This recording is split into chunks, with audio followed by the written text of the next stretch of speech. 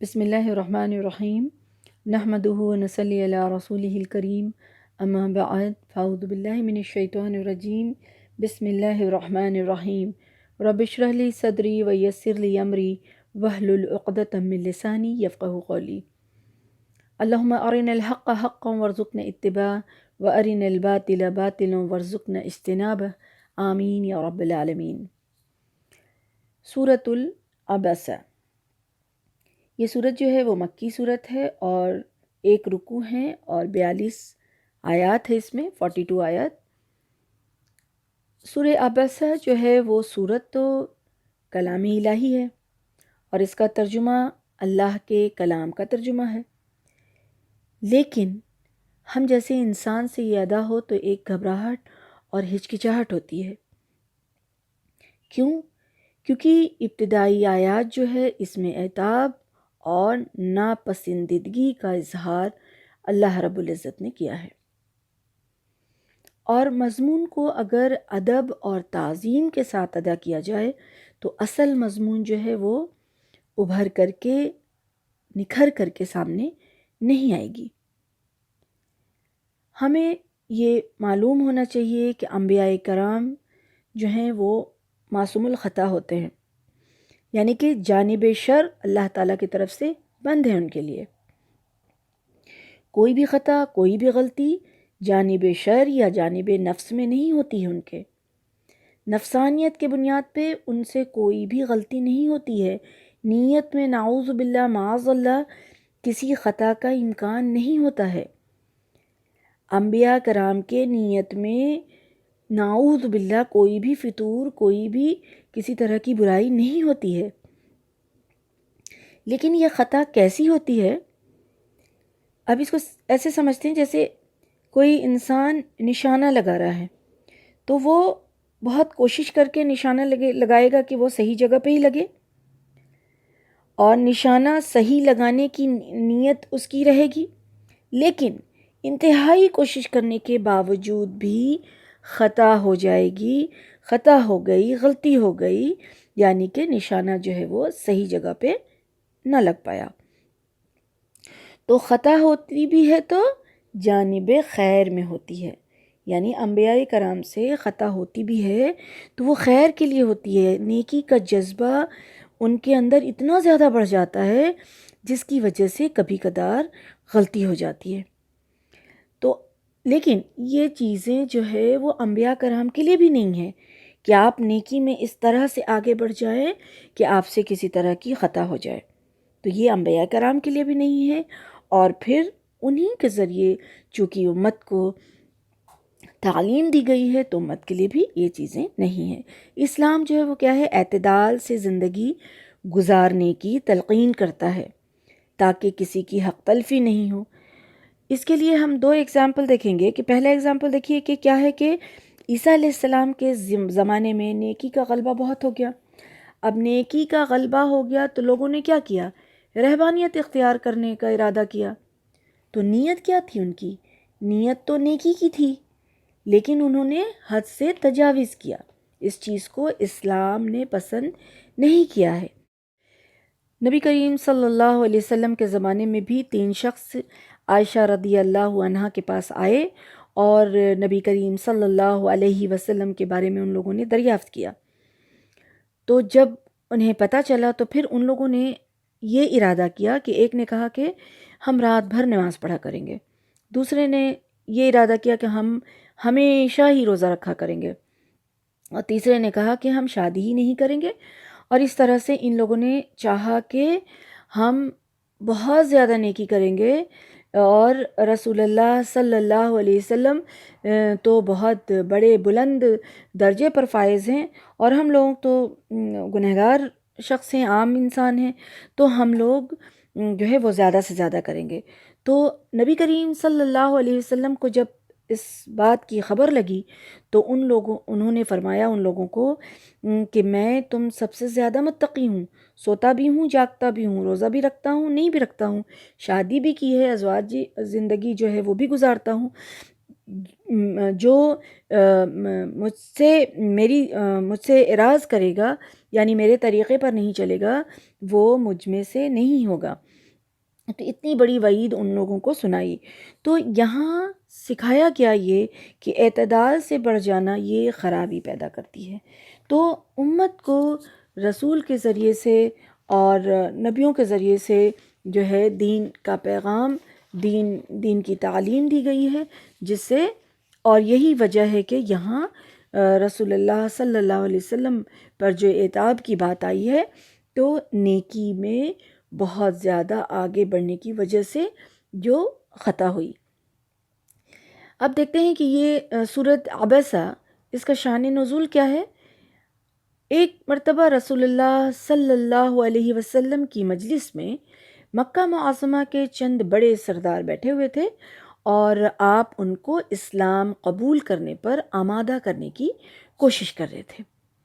اسی وقت کیا ہوا کہ رسول اکرم صلی اللہ علیہ وسلم کی مجلس میں جو لوگ بیٹھے تھے، اس میں جو ہے بڑے بڑے لوگ تھے اصل میں، جیسے رابعہ کے دونوں بیٹے عتبہ بن رابعہ، شیبہ بن رابعہ، خلف کے دونوں بیٹے امیہ بن خلف، ابی بن خلف۔ ان لوگوں کے بارے میں آپ صلی اللہ علیہ وسلم جنگ بدر میں اس امت کا فرعون قرار دیا ان لوگوں کو، اور وہ ابو جہل جیسے لوگ جو تھے اس محفل میں موجود تھے۔ تو ہوا یہ کہ یہ لوگ جو بدترین دشمنان اسلام کے نام سے جانے جاتے ہیں، انہی کے ساتھ جب رسول اللہ صلی اللہ علیہ وسلم تشریف فرما تھے، تو اسی وقت سیدنا عبداللہ بن ابن ام مکتوم نابینا صحابی جو تھے وہ تشریف لائے۔ رسول اللہ صلی اللہ علیہ وسلم کی خدمت میں آئے اور آپ سے اسلام کے متعلق کچھ پوچھنا چاہا، تو آپ کو ان کی یہ مداخلت ناگوار گزری، یعنی یہ انٹرفیرنس ان کا جو ہے وہ نبی کریم صلی اللہ علیہ وسلم کو ناگوار ہوئی، اور آپ نے بے رخی برتی۔ اس پر اللہ تعالیٰ کی طرف سے یہ صورت نازل ہوئی۔ یہ صورت بہت ہی ابتدائی زمانے کی ہے، کیونکہ اس وقت ان سرداروں سے جو متکبر تھے، ان سے میل جول کا سلسلہ جو ہے وہ بند نہیں ہوا تھا، بات چیت کا سلسلہ جاری تھا۔ تو یہ ابتدائی زمانے میں ہی ایسا تھا۔ بعد میں تو ان لوگوں کی دشمنی جو ہے وہ بہت عام ہو گئی، کھلم کھلا دشمنی کرنے لگے، بدترین دشمن ثابت ہوئے اسلام کے لیے لوگ۔ تو ابتدائی زمانے میں اسی وقت یہ صورت جو ہے وہ نازل ہوئی۔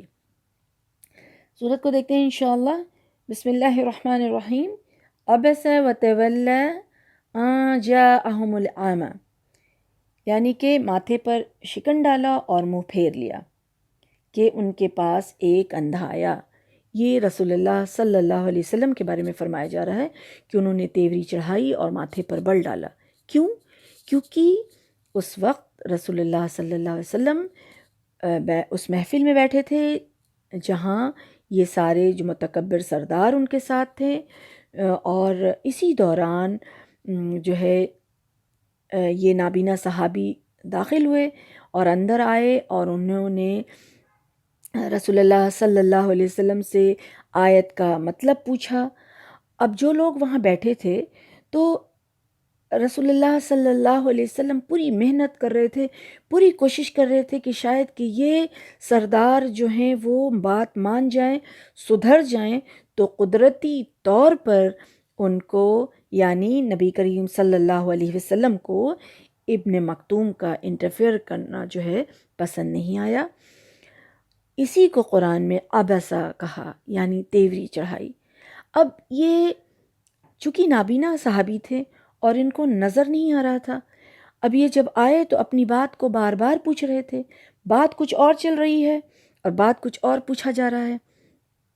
تو اس وقت رسول اللہ صلی اللہ علیہ وسلم نے تیوری چڑھائی تو یہ اٹھ کر چلے گئے۔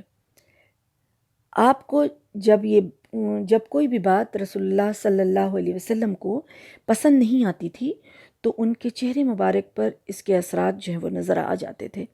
لیکن یہاں پر عامہ لفظ اس لیے بتایا گیا ہے کہ دیکھنے والے انسان کو تو ماحول دیکھ کر، آپ کے چہرے مبارک کو دیکھ کر کے پتہ چل جاتا ہے یہ بات آپ کو پسند نہیں ہے، یہ بات پسند ہے، لیکن چونکہ یہ صحابی نابینا تھے، دیکھ نہیں سکتے تھے، اس لیے وہ اپنی بات بار بار کہنے لگے، تو آپ نے صلی اللہ علیہ وسلم نے تیوری چڑھائی اور اپنا رخ جو ہے وہ موڑ لیا۔ کچھ مفسرین کا یہ کہنا ہے کہ نابینا صحابی جو ہیں وہ اس وقت اسلام لا چکے تھے، بعض کا یہ کہنا ہے کہ اسلام کی طرف مائل ہو چکے تھے اور تلاش حق میں آپ کے پاس آئے تھے۔ بہرحال تو اس وقت یہ سورت جو ہے وہ نازل ہوئی، یعنی اللہ تعالیٰ بڑے بندوں کی چھوٹی خطاؤں کے اوپر بھی ایسا انداز اختیار کرتا ہے جیسے اس نے بہت بڑی غلطی کی ہو۔ اس یعنی کہ یہاں رسول اللہ صلی اللہ علیہ وسلم کو ٹوکا گیا اس بات پر کہ آپ نے تیوری کیوں چڑھائی، اور اس بات کے بعد رسول اللہ صلی اللہ علیہ وسلم نے نابینا صحابی کو بہت اہمیت دی، ان کا بہت احترام کیا۔ جب بھی آتے محفل میں تو آپ صلی اللہ علیہ وسلم فرماتے، مرحباً بمن آتابنی فیہ ربی، خوش آمدید اس شخص کو جس کے بارے میں اللہ نے مجھ پر عتاب کیا، عتاب فرمایا۔ تو پکڑ کیوں ہوئی؟ چونکہ آپ صلی اللہ علیہ وسلم انک علی خلق عظیم پر فائز تھے، آپ کا ایک ایک عمل امت کے لیے نمونہ تھا۔ تو معاملے کی نوعیت کو انسان سمجھے کہ وہ داعی حق تھے، دعوت جو ہے وہ دے رہے تھے لوگوں کو، تو فطری رجحان جو تھا ان کا، نبی کریم صلی اللہ علیہ وسلم کا، وہ قوم کے با اثر لوگوں پر تھا۔ یہ فطری چیز ہے، ان کو ایسا لگا کہ یہ لوگ اگر ایمان لے آتے ہیں، یہ لوگ اگر بڑے بڑے لوگ اگر ایمان لے آتے ہیں تو پھر تو بہت ہی تقویت ہوگی۔ قریب قریب یہی طرز عمل جو تھا رسول اللہ صلی اللہ علیہ وسلم کا تھا، اور کسی طرح کا کوئی تو دل میں اور کسی طرح کی نعوذ باللہ کوئی بات تھی نہیں۔ اگر یہاں سے ایک بہت بڑی جو سبق ملتی ہے، وہ سبق کیا ہے کہ ہمیں اگر کسی کی وجہ سے ڈانٹ پڑ جائے تو پھر ہم اس سے کیسے ملتے ہیں کہ اس کی وجہ سے ہمیں ڈانٹ پڑی، تو یہاں معاف کرنے کا جذبہ۔ یہاں دیکھیے کہ رسول اللہ صلی اللہ علیہ وسلم اس واقعے کے بعد ان کا، نابینا صحابی کا عزت زیادہ کرنے لگے، ان کی اہمیت زیادہ دینے لگے، ان کا احترام زیادہ کرنے لگے۔ سبحان اللہ۔ اللہ تعالیٰ نے فرمایا کہ وَمَا يُدْرِكَ لَعَلَّهُ يَزَّكَّىٰ أَوْ يَذَّكَّرُ فَتَنفَعَهُ الذِّكْرَىٰ، کہ آپ کو کیا پتہ، شاید کہ وہ سنور جاتا، پاک ہو جاتا اور نصیحت قبول کرتا، تو نصیحت جو ہے وہ اسے فائدہ دیتی۔ یعنی کہ یہاں آیت 3 اور 4 میں اللہ تعالیٰ فرماتے ہیں، یہ بتایا جا رہا ہے کہ بے رخی کی وجہ یہ ہو سکتی ہے کہ آپ کو یہ خبر نہیں کہ شاید کہ وہ تزکیہ کرے، سدھر جائے یا نصیحت پکڑ لے۔ بتایا کیا جا رہا ہے کہ یہ جو آپ کے پاس آ رہے ہیں، یعنی نابینا صحابی، ہو سکتا ہے ان کو فائدہ دے اور انہیں تزکیہ نصیب ہو جائے یا نصیحت مل جائے۔ جو آپ کے پاس آ رہا ہے کچھ پوچھنے، جو سیکھنا چاہتا ہے، جس کے اندر طلب ہے، یہ سیکھنے کے 2 اسٹیجز کا ذکر ہے یہاں، کہ ایک تو اعلیٰ ترین اسٹیج ہے، وہ ہے تزکیہ، اور دوسری ہے ابتدائی حالت، وہ ہے نصیحت حاصل کرنا۔ تو دین کی محفل میں آنے پر انہی 2 اسٹیجز میں سے ایک اسٹیج ہوتا ہے۔ کچھ لوگ جیسے آتے ہیں ویسے ہی چلے جاتے ہیں، کچھ لوگ کچھ نہ کچھ سیکھ کر نصیحت حاصل کر کے جاتے ہیں، اور کچھ اپنا تزکیہ کر لیتے ہیں۔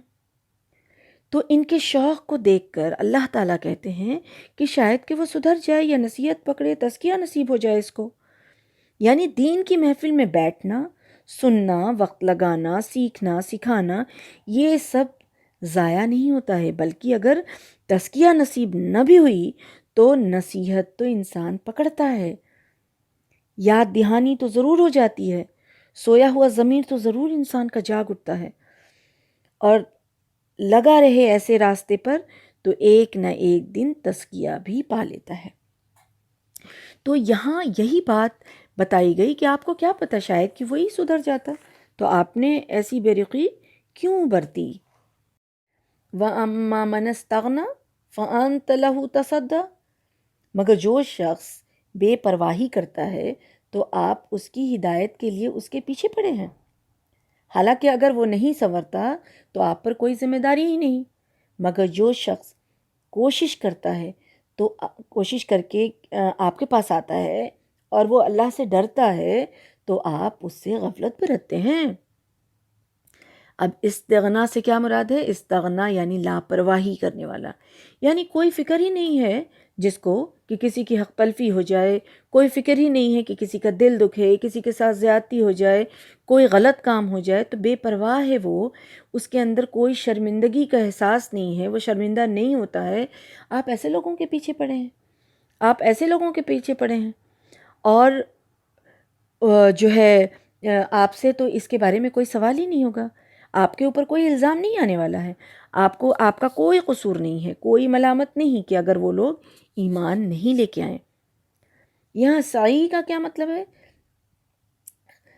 سعی کا معنی ہوتا ہے کہ صرف دوڑنا نہیں ہوتا ہے، مطلب یعنی پوری توجہ کے ساتھ، بڑے مصمم ارادے کے ساتھ کسی چیز کی طرف متوجہ ہو جانا، یعنی اپنے پورے ذوق اور شوق کے ساتھ کام کرنا، عملاً ہر چیز کو ترک کر کے، چھوڑ کر کے کسی چیز کی طرف متوجہ ہو جانا سعی کہلاتا ہے۔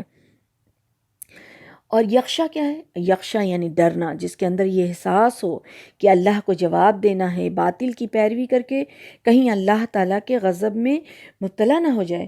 تو ان لوگوں کو تو ایسا ہے نہیں، ان لوگوں کے اندر تو یہ فیلنگ نہیں ہے۔ اب جو اللہ سے ڈر رہا ہے، جو کوشش کر رہا ہے، جو آپ کے پاس آ رہا ہے، جس کی سعی یہ ہے، جو پوری طرح سے، تو آپ کو اس کی طرف متوجہ ہونا چاہیے۔ آپ جو غافل لوگ ہیں ان کی طرف زیادہ کوشش کرنا اور اس کو چھوڑ دینا جو آپ کے پاس چل کر کے آ رہا ہے، جو مجھ سے ڈرتا ہے، تو یہ صحیح نہیں ہے۔ یعنی یہ نابینا صحابی جو ایمان یا تو لا چکے ہیں یا لانا چاہتے ہیں، راغب ہو چکے ہیں، تو یہ جو اللہ سے ڈر رہا ہے، جو طلب رکھتا ہے، جو آپ کے پاس آیا ہے، تو آپ اس پر پہلے دھیان کیجئے۔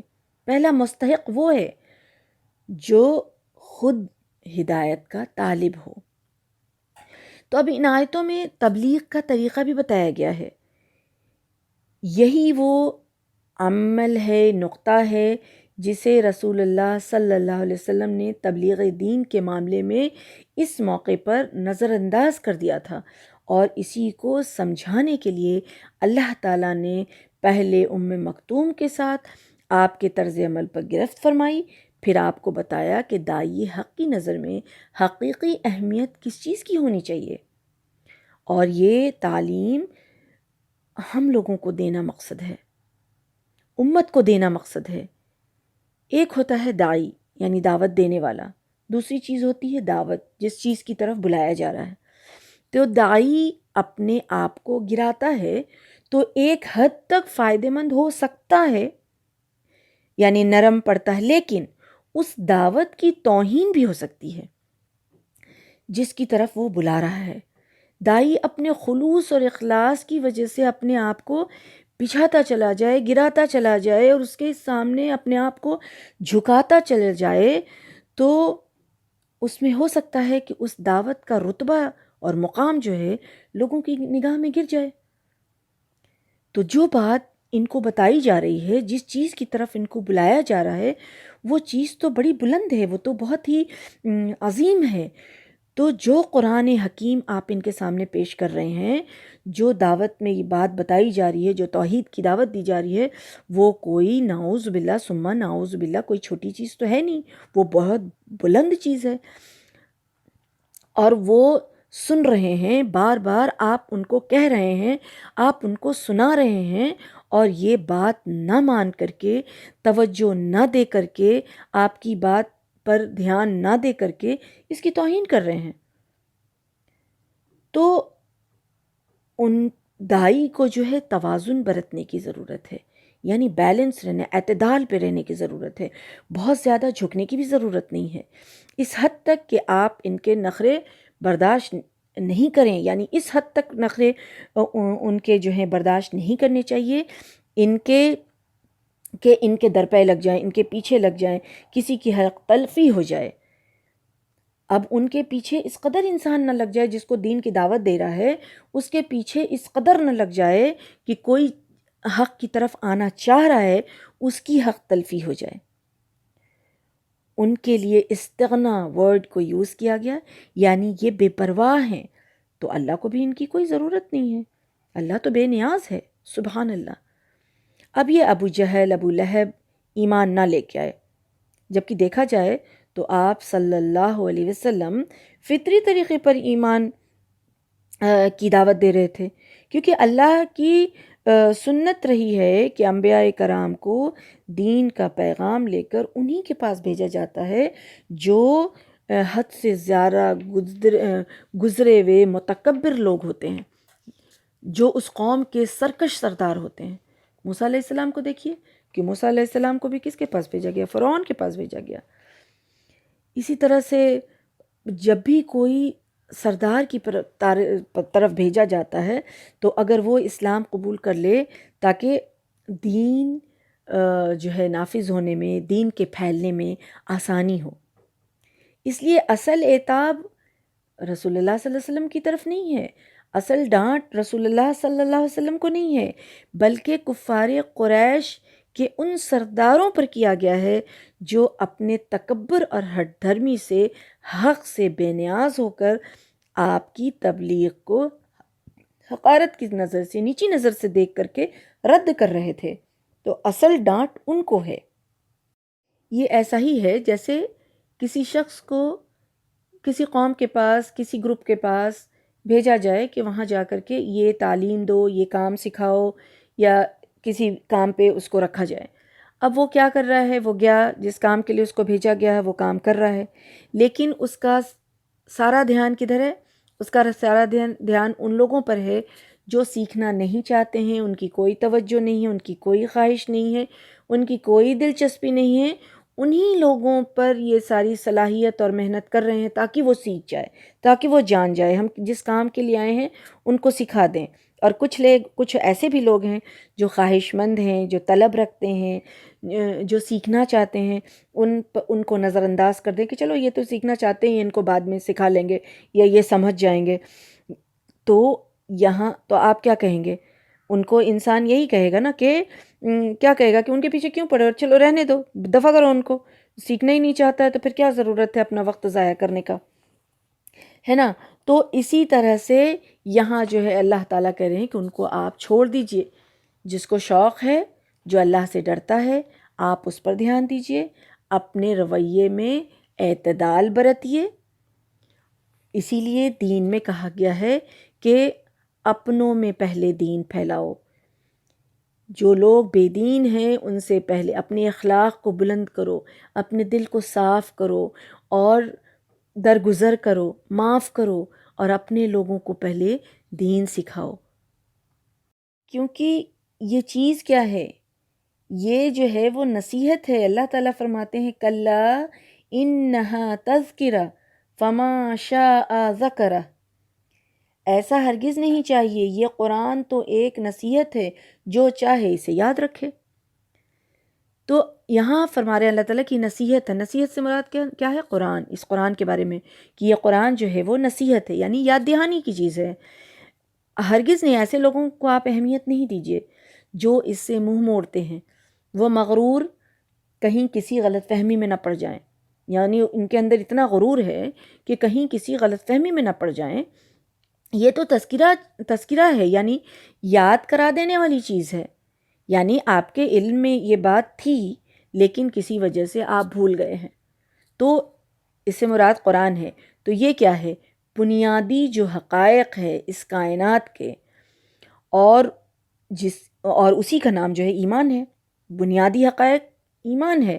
تو ہر انسان جو ہے وہ فطرت پہ ہے نا. تو اور وہ ایمان جو ہے فطرت انسان میں موجود ہے، قرآن اس کو کیا کرتا ہے؟ ابھارتا ہے.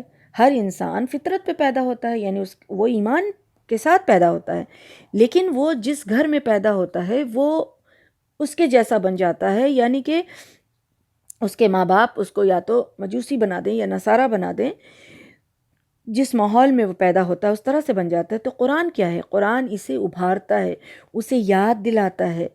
یہ یاد دہانی ہے، تذکرہ ہے. لیکن یہ ڈیپینڈ کرتا ہے کس چیز پر؟ انسان کے اپنے اوپر ہی ڈیپینڈ کرتا ہے کہ کون اس کو چاہتا ہے یاد کرنا، کون اس سے جو ہے وہ تذکرہ کو سے فائدہ اٹھانا چاہتا ہے. یعنی جس کے اندر رجحان ہے، طلب ہے، جستجو ہے، تو وہ اس کو پا لے گا. جس کے اندر طلب ہی نہیں ہے، جستجو ہی نہیں ہے، تو لاکھ آپ اس کے سامنے جو ہے وہ قرآن سناتے رہیے، حکمت کی بات بتاتے رہیے، دانائی کی بات بتاتے رہیے، اس انسان کو کوئی فرق نہیں ہوگا، نصیحت وہ پکڑے گا ہی نہیں. یہ قرآن، یہ نصیحت بڑی عظیم چیز ہے. اللہ تعالیٰ فرماتے ہیں فی صحف مکرمہ، وہ قابل احترام صحیفوں میں درج ہے، مرفوعۃ مطہرہ، جو بلند مقام پر رکھے ہیں اور پاکیزہ ہیں، بِأَیْدِی سفرہ، ان کاتبوں کے ہاتھوں میں رہتے ہیں، کرامن بررہ، جو بڑے بزرگ اور نیکار ہیں. یعنی یہ قرآن جو ہے ایسے صحیفے میں درج ہے جو مکرم ہے، احترام والا ہے. صحیفے سے کیا مراد ہے؟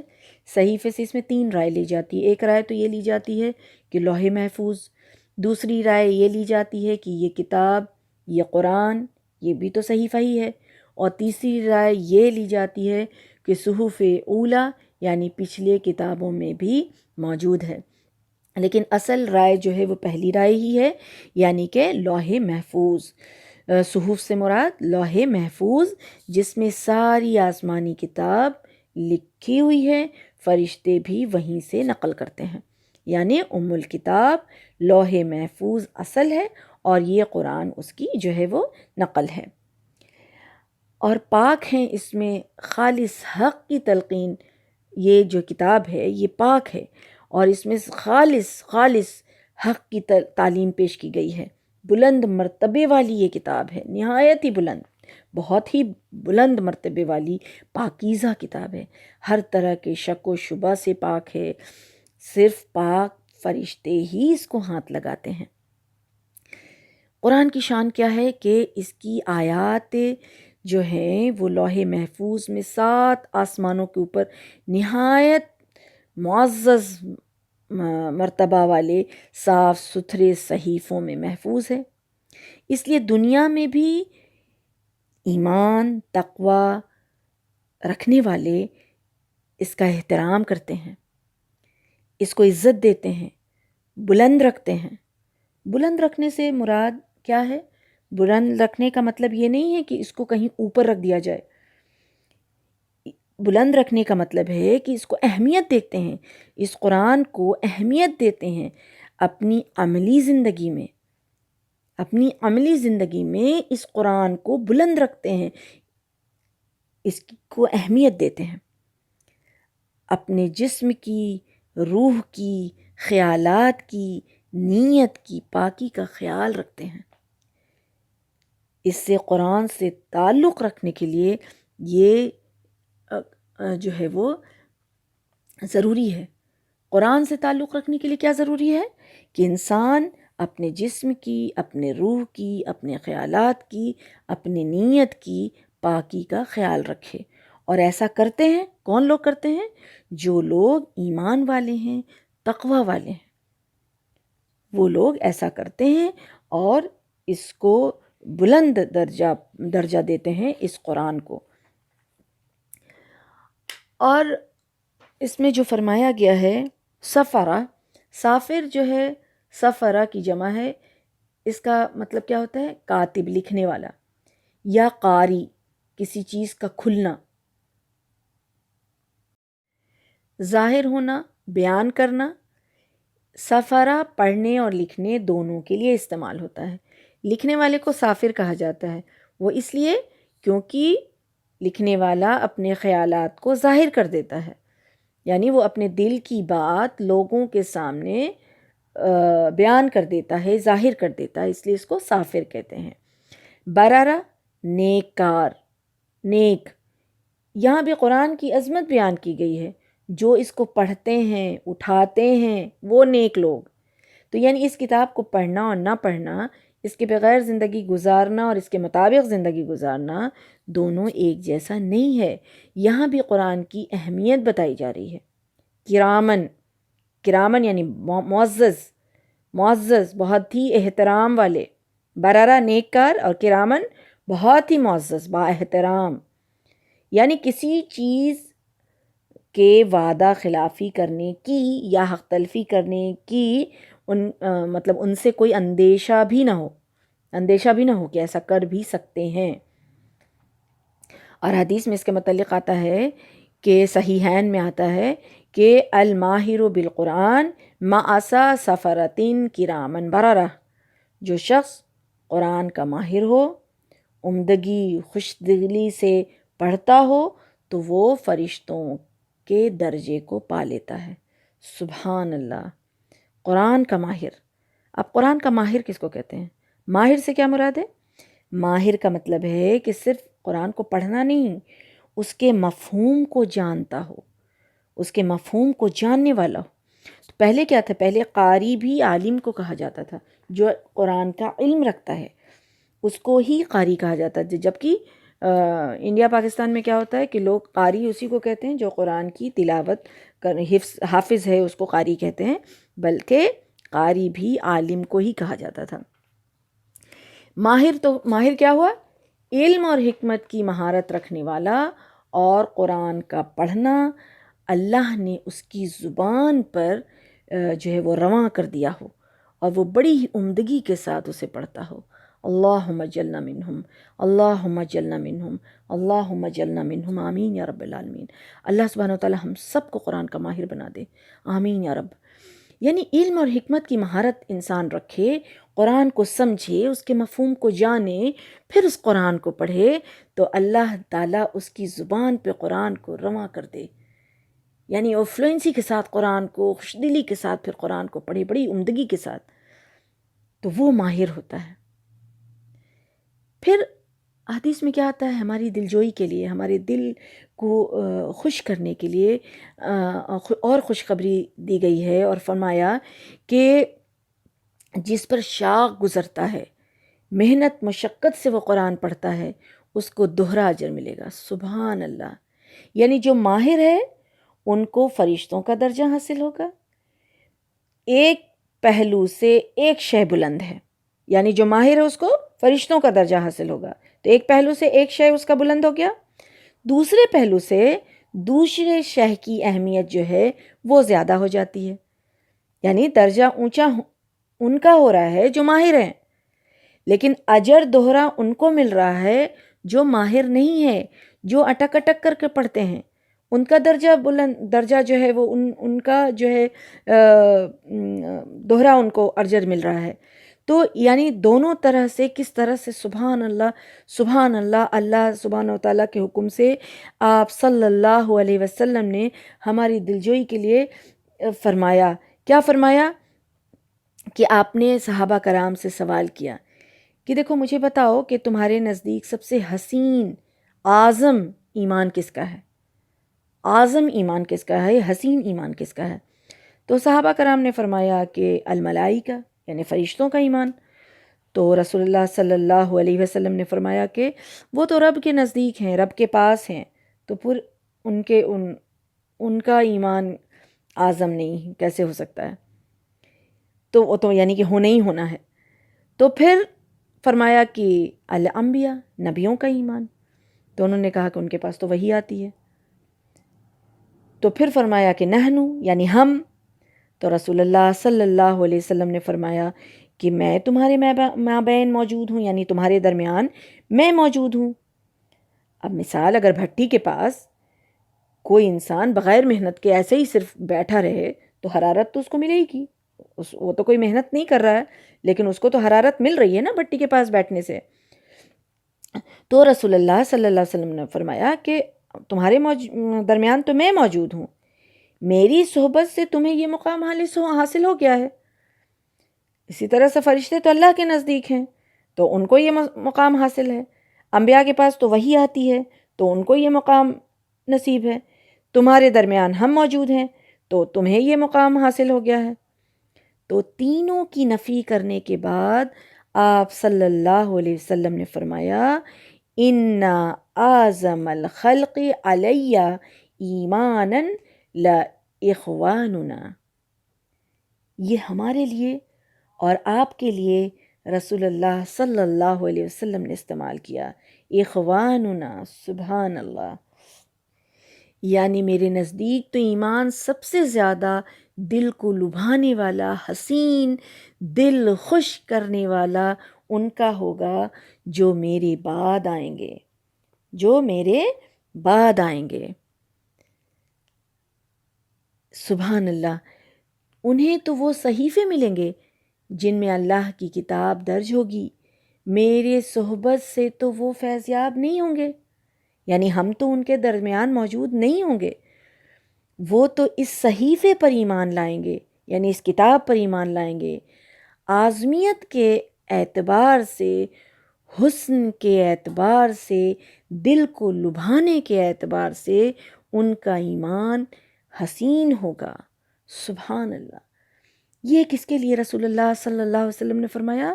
میرے اور آپ کے لیے، جن کے بیچ میں رسول اللہ صلی اللہ علیہ وسلم موجود نہیں ہیں. ان کی تعلیمات موجود ہے، اور جو اللہ کی کتاب اور رسول اللہ صلی اللہ علیہ وسلم کی تعلیمات پہ ایمان لے کے آئے گا اس کے لیے اتنی بڑی خوشخبری.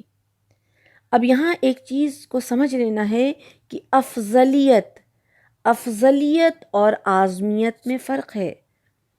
افضل ایمان کس کا ہے؟ صحابہ اکرام کا ہے. افضل ایمان صحابہ اکرام کا ہے.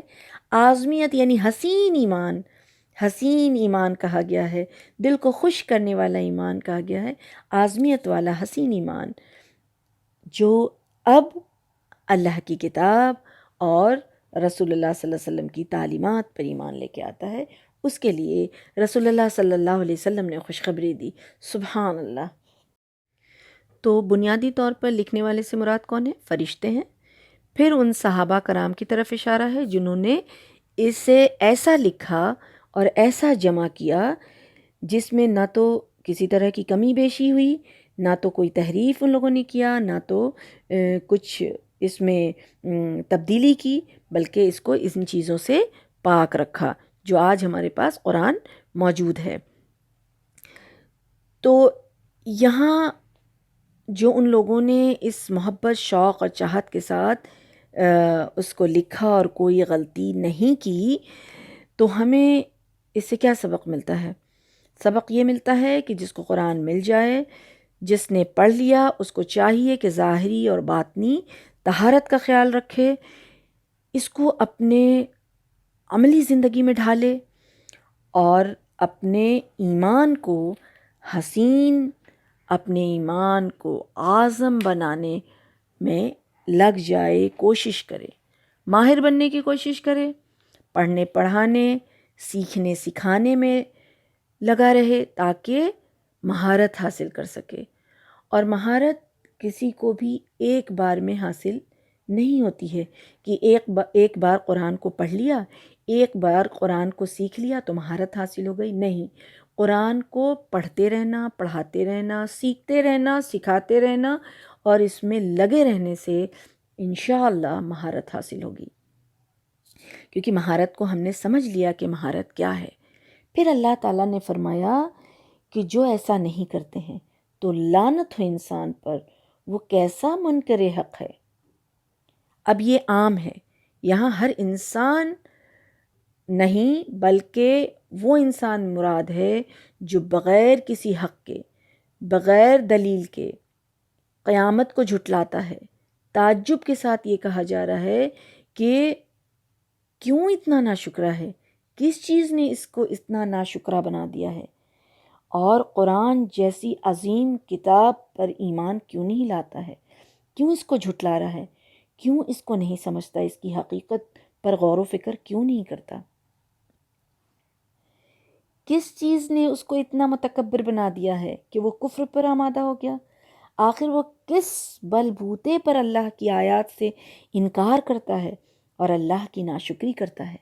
اللہ تعالیٰ کو یہاں تعجب ہے، اور ایسے لوگوں پر اللہ تعالیٰ لعنت فرما رہے ہیں۔ اللہ اکبر، اللہم لا تجعلنا منہم۔ اب یہاں سے اللہ سبحانہ وتعالیٰ انسان کو اس کی اپنی تخلیق، یعنی اس کی تخلیق کیسے ہوئی، کس چیز پر ہوئی، اس کی حالت کیسی تھی، اس پر غور کرنے کی دعوت دے رہے ہیں کہ اپنے آپ کو تو غور کرے انسان کہ اللہ نے اس کو کس چیز سے پیدا کیا ہے، نطفے سے، ایک بوند حقیر پانی سے۔ پھر یہ کس چیز پر تکبر کرتا ہے، کیوں تکبر کرتا ہے؟ اللہ نے اس کو ماں کے پیٹ میں اس کی تخلیق کی، پھر اس کو کس بے بسی کی حالت میں اس کی پیدائش ہوئی جب وہ کسی کام کا نہیں تھا، اور اس کی جو ہے اللہ سبحانہ وتعالیٰ نے تقدیر مقرر کی۔ ایک تو تقدیر سے کا مطلب یہ ہے کہ صحیح اندازے کے ساتھ بنایا، صرف ایسے ہی نہیں بنا کے چھوڑ دیا، بلکہ ہر اللہ نے انسان کے ہر اعضاء کو ایک جگہ دی، ایک کام دیا، ایک اہمیت دی، پھر اس کو وہ پورا اللہ سبحانہ وتعالیٰ نے کیا۔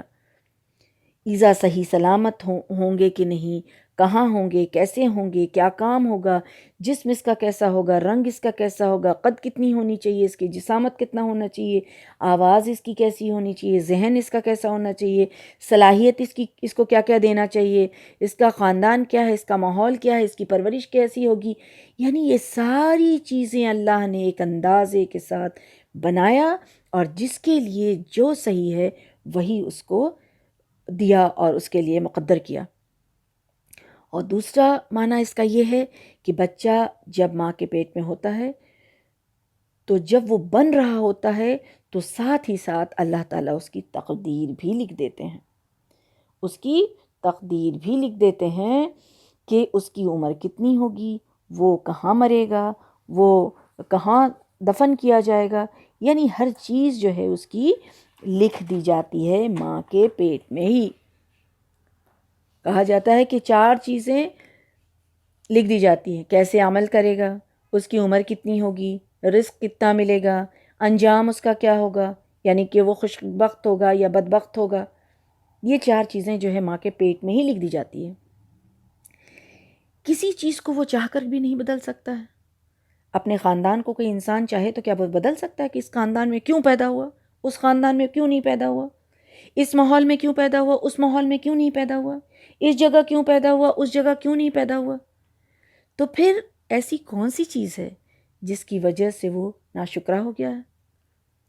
اپنے تقدیر کے آگے انسان بے بس ہوتے ہوئے بھی وہ اللہ کے مقابلے میں کفر کرتا ہے، اللہ کے مقابلے میں جو ہے وہ ناشکری کرتا ہے۔ پھر اس کے لیے راستہ آسان کر دیا، یعنی کہ اس کا بھی مطلب کیا ہے کہ اللہ تعالیٰ نے راستہ آسان کیا، یعنی ماں کے پیٹ میں نطفے سے اس کی تخلیق ہوئی، اس کی تقدیر لکھی گئی، پھر باہر آنے کا راستہ آسان کیا۔ یعنی دنیا میں انسان جس راستے سے آتا ہے وہ بظاہر کتنا تنگ ہے، تاریک ہے، لیکن اللہ تعالیٰ اس کو کس طرح انسان کے لیے آسان کر دیتا ہے۔ سبحان اللہ، یہ زندہ سلامت بچہ جو ہے وہ باہر نکل آتا ہے۔ یہ وہ راستہ جو ہے بذات خود نہیں ہوتا ہے، بلکہ اللہ تعالیٰ جو ہے کس تکلیف سے گھرا ہوا ہے وہ مرحلہ ہوتا ہے، لیکن کس طرح اللہ تعالیٰ اس کو آسان بنا دیتے ہیں، اور صحیح سلامت ایک بچہ جو ہے وہ باہر آ جاتا ہے۔ یہ اللہ کے اذن سے ہوتا ہے، ورنہ کوئی ایسی طاقت نہیں تھی جو اس کو اس طرح سے آسان کر دیتا۔ سبحان اللہ! تو یہ اللہ کا انتظام ہے، یہ اللہ کا انتظام ہے کہ کسی کا دم نہیں گھٹتا بلکہ وہ صحیح سلامت باہر نکل آتا ہے۔ یہ بہت بڑی قدرت ہے، یہ بہت بڑی قدرت ہے۔ دوسرا راستہ آسان کرنے کا مطلب یہ ہے کہ دنیا میں کس طرح رہنے کے لیے اللہ تعالیٰ نے آسان کیا۔ اپنے جسم کو بھی انسان دیکھے کہ کس طرح سب کام کر رہا ہے، سارے طریقے دیکھے، پھر دنیا میں بھی سارے اسباب اور وسائل جو فراہم اللہ سبحانہ وتعالیٰ نے کیا جس سے یہ کام لے سکے، ورنہ یہ جسم اور ذہن بھی بیکار ثابت ہو جاتی اگر اللہ تعالیٰ نے اس کو استعمال کرنے کے لیے سارے سامان نہ بنائے ہوتے۔ اگر اللہ تعالیٰ نے دنیا میں ساری چیزیں نہیں بنائی ہوتی تو پھر سب کچھ بیکار ہو جاتا تھا۔ پھر آسانی دیا، موقع دیا، وہ خیر اور شر کا موقع دیا، شکر اور کفر کا موقع دیا، جو راستہ چاہے اختیار کر لے انسان۔ سارا موقع فراہم کیا، ساری آسانی فراہم کی، دونوں راستے کھول کھول کر اللہ سبحانہ وتعالیٰ نے دکھا دیے، دونوں راستے رکھ دیے جس پر چاہے انسان چلے۔ حق کا راستہ بھی آسان کر دیا، اور اگر کوئی باطل پہ چلنا چاہتا ہے تو وہ بھی راستہ اس کے لیے آسان ہے، یعنی ہر چیز آسان کر دی اللہ نے۔ اب انسان چاہے تو اگر اللہ تعالیٰ آسان نہ کرتے، اگر اللہ تعالیٰ آسان نہ کرتے تو پھر انسان کے لیے زندگی میں بہت ہی دشواری اٹھانی پڑتی اور وہ زندگی اچھی طرح سے نہیں گزار سکتا تھا۔ پھر اسے موت دی، پھر اسے قبر میں رکھا، یعنی پیدائش اور تقدیر کے سامنے ہی نہیں، موت کے معاملے بھی، پھر اسے موت دی، پھر اسے قبر میں رکھا، پھر جب چاہے گا دوبارہ اٹھا کر کھڑا کر دے گا۔ ہرگز نہیں، جس بات کا اسے حکم دیا گیا تھا وہ فرض اس نے قطعاً پورا نہیں کیا۔ اللہ تعالیٰ فرما رہے ہیں کہ صرف پیدائش اور تقدیر کے سامنے ہی نہیں، موت کے معاملے میں بھی انسان بے بس ہے، اختیار میں تو کچھ بھی نہیں ہے۔ نہ تو وہ خود اپنی مرضی سے پیدا ہو سکتا ہے، نہ تو اپنی مرضی سے مر سکتا ہے، نہ تو ایک منٹ کے لیے بھی اس کو روک سکتا ہے، نہ تو اس کو ٹال سکتا ہے۔ جہاں پر، جس جگہ پہ، جس وقت پہ اس کی موت مقرر کر دی گئی ہے وہیں اس کی موت ہوگی۔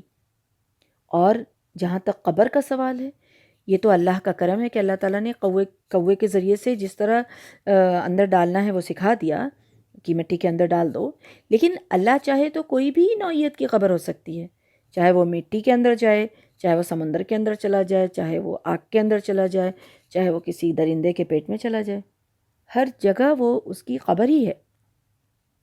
اب ساری دنیا مل کر بھی چاہے تو اللہ کے اس فیصلے کو بدل نہیں سکتی ہے کہ یہ کتنی بڑی حقیقت ہے۔ تو پھر موت کے بارے میں آتا ہے کہ موت وہ مومن کے لیے کیا ہے، ایک تحفہ ہے، کیونکہ یہاں اللہ تعالیٰ فرما رہے ہیں کہ ہم نے دفن کرا دیا، یعنی مردہ جو ہے وہ امانت ہے۔ پھر موت بھی ایک تحفہ ہے مومن کے لیے، کیونکہ جب تک انسان، ایک مومن بندہ زندہ رہتا ہے دنیا میں تو وہ ایک طرح سے کانٹوں پر چلتا ہے، اپنے بھٹکنے، اپنے پھسلنے، غلط صحیح کے مرحلے سے خوف میں جیتا ہے۔ ایمان کے ساتھ اور خیر عافیت کے ساتھ موت اس کی ہو تو ایک مومن کے لیے یہ بہت بڑی کامیابی ہے، اور مومن کی دعا ہوتی ہے کہ خاتمہ بالخیر ہو، اور یہ اسی لیے اس کو تحفہ کہا گیا۔ مومن کی موت کو اس کے لیے تحفہ کہا گیا موت کو۔ اب اللہ سبحانہ وتعالیٰ جب چاہے گا اس کو نکال لے گا، یعنی جو انسان تکبر کر رہا ہے ان کو ایک ایک اسٹیج پر غور و فکر کرنے کے لیے کہا گیا کہ دیکھو تم کیسے نطفے سے بنے، ماں کے پیٹ میں تمہاری کیا حالت تھی، پھر تم باہر کس طرح سے آئے، پھر دنیا میں تمہارے لیے کیا کیا حالات پیش آیا اور کس طرح سے اس کا انتظام کیا گیا، پھر تم کو موت بھی آئے گی، پھر تم قبر میں بھی جاؤ گے، اب تم کو پھر وہاں سے اٹھایا بھی جائے گا۔ جانے کے بعد انسان کو کوئی اختیار نہیں ہوگا، یعنی جب موت آ جائے گی تو پھر کوئی اختیار نہیں ہوگا۔ پھر تم کس بات پہ تکبر کر رہے ہو، کس بات پہ تکبر کر رہے ہو؟ ایسی حالت آنے سے پہلے غور و فکر کر لو، ایسی حالت آنے سے پہلے، یعنی موت آنے سے پہلے، یعنی کہ اٹھائے جانے سے پہلے تم غور و فکر کر لو۔ جہاں کہیں بھی انسان ہوگا، جہاں کہیں بھی ہوگا، اسے دوبارہ لا کھڑا کر دے گا اللہ سبحانہ و تعالیٰ۔ کیا انسان جو ہے انکار کر سکتا ہے کہ نہیں ہم نہیں کھڑے ہوں گے، ہم نہیں اٹھیں گے؟ ایسا نہیں کر سکتا ہے انسان. تو وہ انسان بے وقوف ہے جو اتنے مرحلے کا مشاہدہ کر رہا ہے، تو وہ اس کو یہ ماننے میں کیوں اس کو مشکل ہو رہی ہے کہ جو ہستی، جو ذات اتنا سب کچھ کر سکتا ہے تو کیا وہ تم کو دوبارہ نہیں کھڑا کر سکتا؟ یہاں اتنی ساری حقیقتیں بتائی گئیں، بیان کی گئی، تو اس کی بنا پر انسان کا فرض کیا تھا؟ انسان کا فرض یہ تھا کہ اپنے خالق کی فرما برداری کرتا، اپنے خالق کے حکم کو مانتا، ایمان لاتا، نصیحت حاصل کرتا، اپنا تزکیہ کرتا. مگر انسان کیا کر رہا ہے؟ اللہ کی نافرمانی کی راہ اختیار کر کے بیٹھا ہے، اپنے خالق کا حق ادا نہیں کر رہا ہے. تو اس چیز کو اللہ تعالیٰ فرماتے ہیں کہ قطعاً تم نے فرض ادا نہیں کیا، یعنی اللہ کی تم حق تلفی کر رہے ہو اس چیز پر غور و فکر کرنے کے بعد بھی. اب دوسری طرف اللہ تعالیٰ یہ فرما رہے ہیں، یہ دھیان دلا رہے ہیں کہ اپنی حالت کو دیکھنے کے بعد اب اپنے کھانے کی طرف دیکھے، کیسے آیا، کہاں سے آیا، کیا انسان خود اس کا انتظام کر سکتا تھا؟ نہیں کر سکتا تھا. انسان کو چاہیے کہ وہ اپنے کھانے کی طرف دیکھے. ہم نے ہی اوپر سے پانی برسایا، پھر عجیب طرح سے زمین کو پھاڑا، تو اس میں سے ہم نے اناج بھی اگایا، اور انگور اور ترکاریاں بھی، اور زیتون اور کھجور بھی، اور گھنے باغات بھی، پھر پھل اور چارہ بھی اگایا. یہ سب کچھ تمہارے اور تمہارے مویشیوں کے لیے سامان حیات ہے. اللہ تعالیٰ فرما رہے ہیں ان ساری چیزوں کی حقیقت کیا ہے تم سمجھو. یہ اللہ کے علم، حکمت، قدرت، رحمت کی وجہ سے ہے، اس پر غور کرو. ایک لمحے کے لیے اللہ تعالیٰ سورج کی روشنی کو اگر روک دے، ہوا کو روک دے، پانی کو روک دے، تمہارے غذا کو روک دے، مٹی سے جو کچھ بھی نکل رہا ہے اس کو روک دے، تو پھر تمہیں کہاں سے ملے گا اور کیا ہوگا؟ اللہ تعالیٰ فرما رہے ہیں کہ ہم نے خوب پانی برسایا. انسان کے رزق کے انتظام کے لیے اللہ نے کیسے کیسے مرحلے جو ہے وہ اللہ تعالیٰ طے کرواتا ہے. سبحان اللہ. سمندر سے بھاپ بن کر ٹنوں پانی کا اٹھنا، پھر بادل بننا، پھر ہواؤں کے ذریعے مختلف حصے میں پھیلانا، یہ اللہ کی قدرت ہے. پھر اللہ تعالیٰ اس کو جہاں بھی چاہے، کھیت میں چاہے، چشمے میں چاہے، پہاڑ میں چاہے، ندی نالے میں چاہے، اللہ تعالیٰ جہاں جتنی ضرورت ہوتی ہے اور جس چیز کو جہاں برسانا ہوتا ہے، اللہ تعالیٰ کبھی برف کی شکل میں، کبھی پانی کی شکل اختیار کر کے جو ہے اللہ تعالیٰ اس کو برساتا ہے. زمین کے پھٹنے کا کیا مطلب ہے؟ زمین کو پھاڑ کر کے ایک بیج جو ہے وہ باہر نکلتی ہے. اللہ اکبر. جس طرح سے ماں کے پیٹ سے انسان باہر آتا ہے، زمین اسی طرح سے پھٹتی ہے اور دانہ اگتا ہے، غلے اگتے ہیں.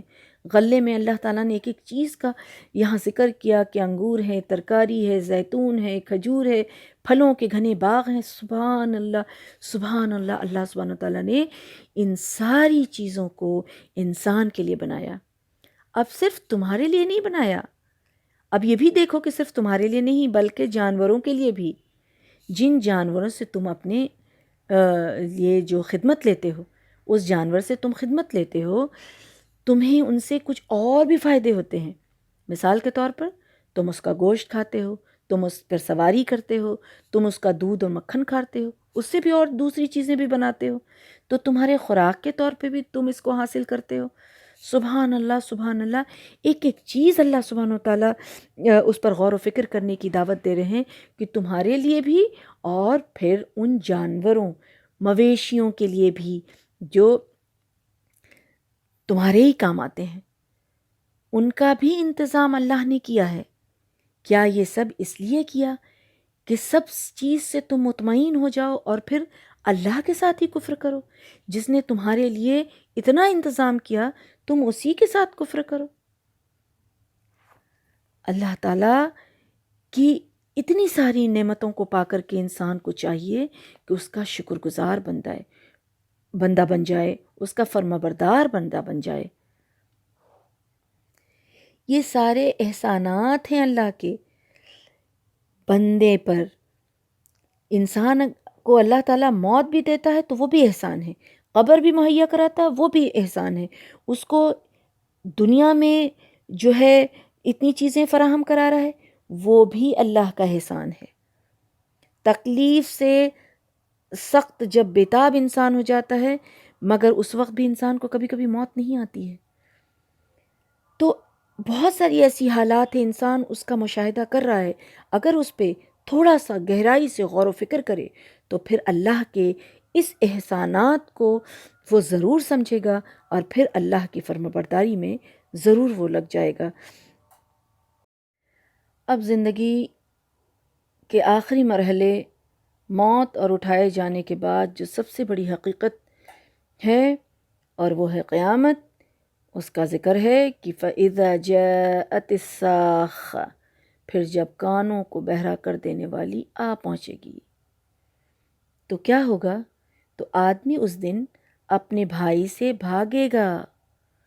یوم یفر المرء من اخیہ، اپنے بھائی سے بھاگے گا، وَأُمِّهِ وَأَبِيهِ، اور اپنی ماں اور اپنے باپ سے، وَصَاحِبَتِهِ وَبَنِيهِ، اور اپنی بیوی اور اپنے بیٹوں سے بھی بھاگے گا۔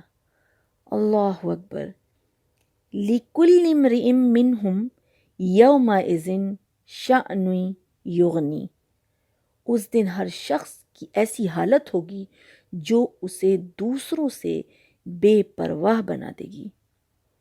اللہ اکبر، کتنی بڑی بات ہے یہاں۔ یہ آخری نفقہ کی بات ہے، سور کی، آخری سور کی۔ جب وہ بلند ہوگا تو سارے مرے ہوئے انسان جو ہیں وہ جی اٹھیں گے۔ اور صاخہ کیا ہے؟ صاخہ ایسی آواز کو کہتے ہیں جو کانوں کو بہرا کر دینے والی زبردست ہوگی۔ کانوں کو بہرا کر دینے والی زبردست آواز صاخہ کہلاتی ہے۔ اور اس دن کا حال بیان کیا جا رہا ہے، یعنی قیامت کا اس دن ہوگا کیا کہ لوگ ایک دوسرے سے بھاگیں گے۔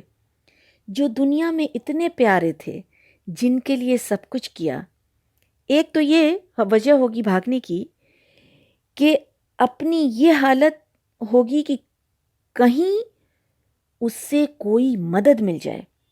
ہر انسان کی حالت یہ ہوگی کہ کہیں سے اس کو کوئی مدد مل جائے اور وہ بھاگے گا، وہ دوڑے گا۔ دوسری وجہ یہ کہ دنیا میں جو غفلت کی زندگی گزاری، جو کفر اور جو ناشکری اور جو غفلت اور جو حق تلفی کی، برائی کی، اس برے نتیجے کے سامنے آنے پر اب وہ کہیں اپنی گمراہی اور کہیں اپنے گناہوں کو جو ہے وہ ذمہ دار جو ہے اس کے گناہوں اور اس کی برائیوں اور اس کی حق تلفیوں کا ذمہ دار کوئی اس کو نہ بنا دے، اس کی وجہ سے انسان بھاگے گا۔ تو کتنا بے بسی کا عالم ہوگا وہ۔ ہر وہ رشتہ دنیا میں جو عزیز تھا، وہاں ایک دوسرے سے خطرہ محسوس ہوگا۔ سب کو اپنی فکر ہوگی، کوئی کسی کو پوچھنے والا نہیں ہوگا۔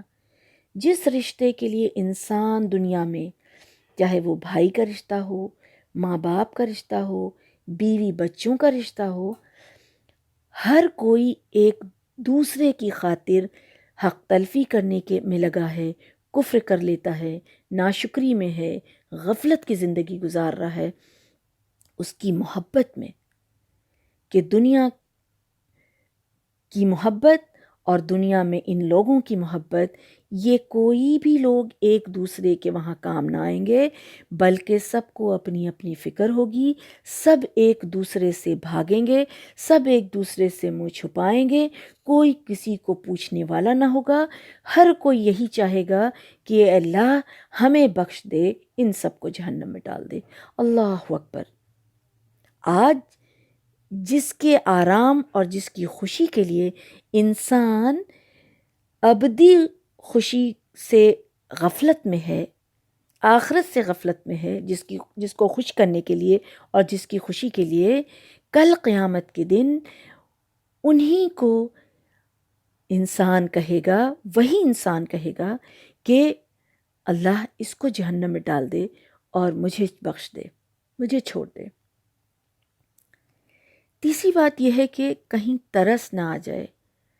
آپ صلی اللہ علیہ وسلم نے فرمایا سب لوگ حشر کے میدان میں ننگے بدن، ننگے سر، جو ہے پیدل، غیر مختون یعنی بغیر ختنے کے ہوں گے۔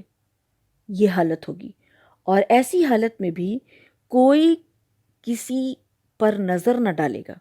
یعنی حدیث میں آتا ہے کہ عائشہ رضی اللہ عنہ نے جب یہ بات سنی تو وہ گھبرا گئیں اور انہوں نے پوچھا کہ اس طرح لوگوں کے شرمگاہوں پر نظر نہیں پڑے گی؟ کپڑے بھی نہیں پہنے ہوں گے تو ایسی حالت میں؟ تو رسول اللہ صلی اللہ علیہ وسلم نے یہی آیت تلاوت فرمائی کہ لِكُلِّ امْرِئٍ مِّنْهُمْ يَوْمَئِذٍ شَأْنٌ يُغْنِيهِ۔ اللہ اکبر، کہ اس دن ہر شخص کی ایسی حالت ہوگی جو اسے دوسروں سے بے پرواہ بنا دے گی۔ اللہ اکبر، اتنا سختی کا دن ہوگا۔ اس دن ہر شخص پر ایسا وقت آئے گا کہ اپنے سوا کسی کا ہوش نہیں ہوگا اس کو۔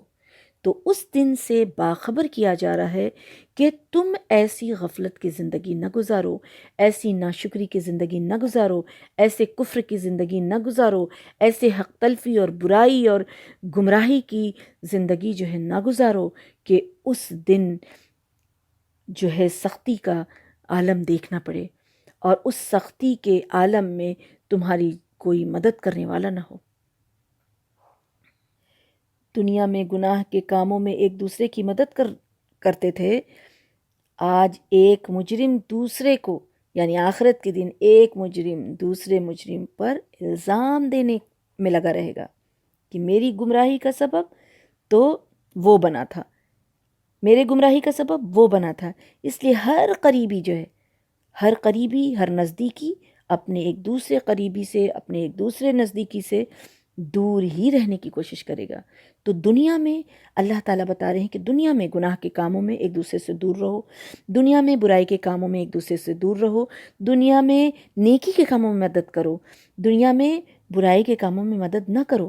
ایسی جگہ، ایسے محفل، ایسے لوگ، ایسی چیز سے دور رہو جس دن،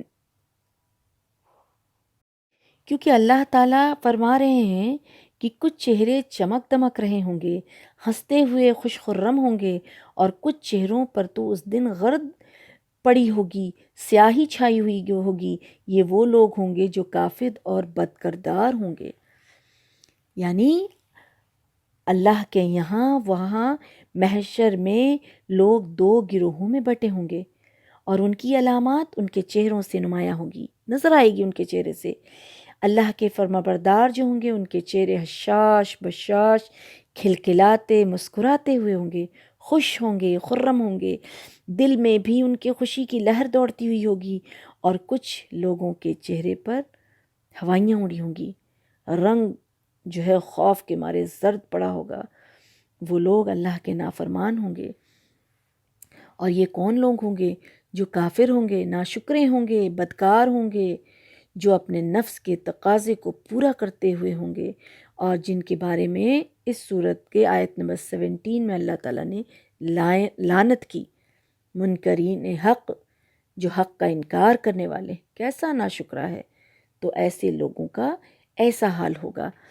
اور جو لوگ اچھے ہوں گے، ایمان والے ہوں گے، وہ تو جب خوشخبری ان کو سنائی جائے گی، ان کے ایمان کے بدلے جو انہیں کامیابی ملے گی، ان کی فرمانبرداری کے بدلے جو انہیں کامیابی ملے گی، ان کے جو اپنے اس دنیا میں بچ بچ کر کے زندگی گزارنے کے بدلے میں جو کامیابی ملے گی، تو اس وقت وہ جب خوشخبری سنائی جائے گی تو ان کا چہرہ جو ہے وہ خوش اور خرم ہو جائے گا اور کھل اٹھے گا۔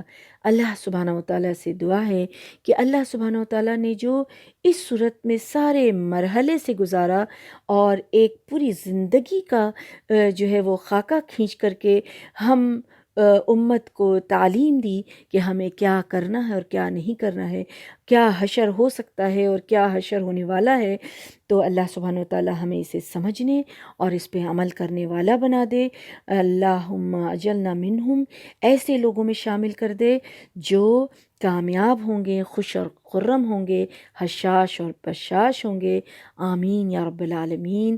وما علینا الا البلاغ۔